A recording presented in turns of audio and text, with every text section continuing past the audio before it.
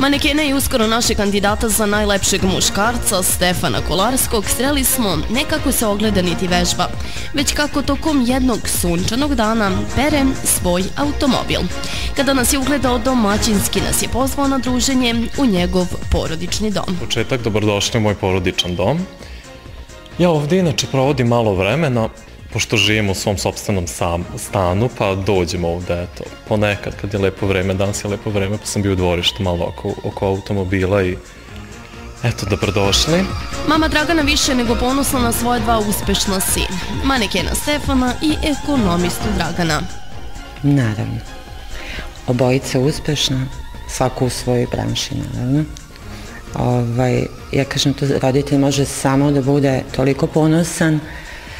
Ne znam šta bi rekla, mislim. To je nešto prelepo što možeš da doživiš.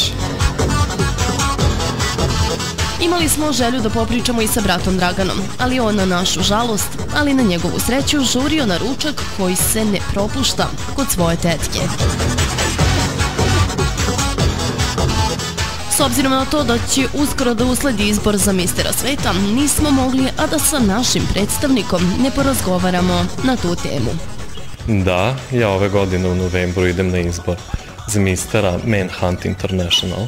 To je za mistera sveta koji će se održati na Tajlandu.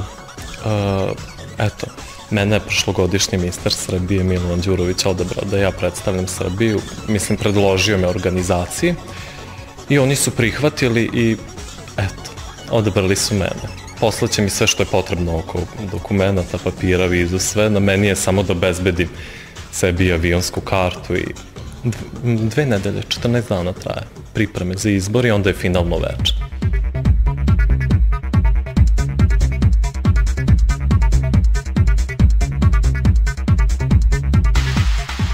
I porodica je morala da se odriče zarad Stefanovog manekenskog posla.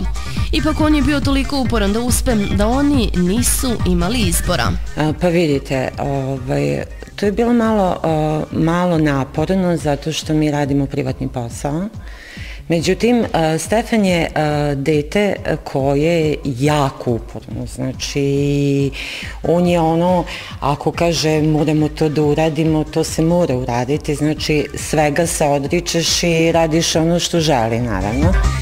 Mama Dragana iskreno priznaje da, iako je u svoje dete uvek verovala, nije očekivala ovakav uspeh svoga sina. Nisam očekivala ni ovaj uspeh od njega, iskreno rečeno. Sa nekih 8 godina je video na televiziji tu reklamu, pa ni to nisam imala vremena čak da ga odvedem, nego ga je tetka odvela i uspeo je u toj audiciji.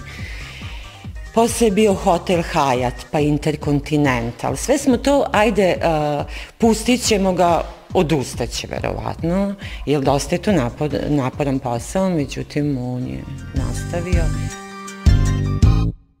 Obzirom na to da je već više od 10 godina u svetu mode, maneken se ne obazire preterano na zlurade komentare, kojih naravno u svakom poslu, ali naročito modelingu, ima. Pa ne znam, ponavljam, ja sam manekenstvom bavim 11 godina, tako da sam ja od 8. godine do dan danas imao raznorazne komentare, ali ne obaziram se uopšte na to, pošto bi mnogi bi želeli da budu na mom mestu. Mnogi.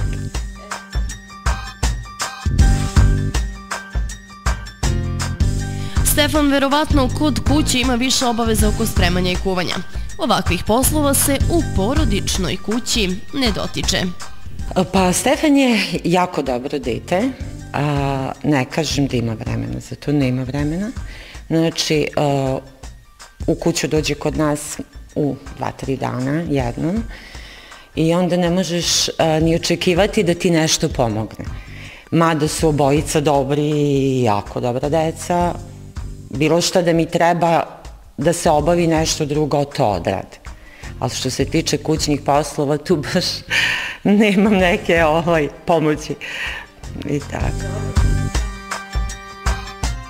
Konkretne planove i poslove van izbora za mistera nema. Ono u čega je siguran jeste da želi da radi van granica naše zemlje.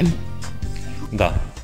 Ja sam u Parizu, kada sam sada bio, ja sam radio s jednim skautom, on me pozvao odavde I ugovorili smo Aziju, da idemo u Aziju da radim, ali to je sve individua, tako da vidjet ćemo. Ne volim ja tek tako da se upuštam u neke poslove, zbog toga se i ne bavim u Srbiji, zato što je to sve nesigurno, sve nepouzdano, a nema neki veliki prihoda, tako da sam se ja više bacio tamo, pa polako ima vremena. Tek eto, pre neki dan sam napunio 19 godina. Pa hvala vam što ste bili danas, baš mi je drago. Evo ja sada moram da idem, bio malo kući i sada odoh. Ništa, hvala i vidimo se onda. Doviđenja.